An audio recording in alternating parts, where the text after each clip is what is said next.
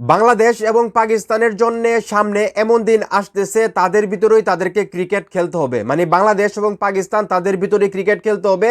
এছাড়া অন্য কোনো দেশের সঙ্গে বাংলাদেশ এবং পাকিস্তান ক্রিকেট খেলতে পারবেন না। এবং বাংলাদেশ এবং পাকিস্তানে নাকি অনেক ধরনের উগ্রবাদী আছে, এমনটাই মনে করেন ভারতের সাবেক ক্রিকেটার যার নাম কপিল দেব। উনি কিন্তু ভারত ক্রিকেট টিমের অধিনায়ক ছিলেন, আমি যতটুকু জানি। তো উনি যেভাবে আসলে কথা বলতেছেন, কথাগুলো খুবই ওনার মধ্যে একজন এত উচ্চ মানের একজন ক্রিকেটার, উনি কিভাবে এই কথাগুলো বলে আমার মাথায় আসতেছে না। আসলে ভারতের সবাই যে গোবর খায় উনাকে দেখে আবারও প্রমাণ হয়ে গেল।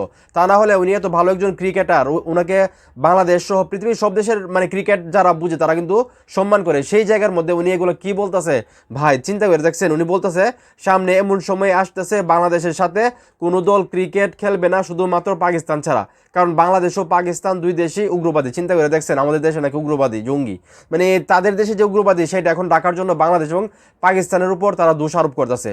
সত্যি কথা বলতে পাকিস্তান যখন ভারতের বিপক্ষে টি-20 বিশ্বকাপের ম্যাচটা বয়কট করছে, তারপরে কিন্তু তাদের আসলে মাথা আলো জল হয়ে গেছে। কে কি বলবে, কি কি করবে, মানে তাদের মাথা ঠিক নেই। তারা জীবনেও কল্পনা করছে না যে পাকিস্তান এরকম একটা সিদ্ধান্ত নিবে। এবং তারা কিন্তু এটাও চিন্তা করছে না যে বাংলাদেশ আইসিসির বিরুদ্ধে গিয়ে মানে ভারতের টি-20 বিশ্বকাপ খেলতে যাবে না বা তারা বয়কট করবে। তো সব কিছু মিলিয়ে ঝিলিয়ে তাদের মাথা আসলে নষ্ট হয়ে গেছে, কারণ তারা কিন্তু আর্থিকভাবে বিপুল পরিমাণ অর্থের লসের শিকার হইতেছে, এটা আপনারা সবাই জানেন।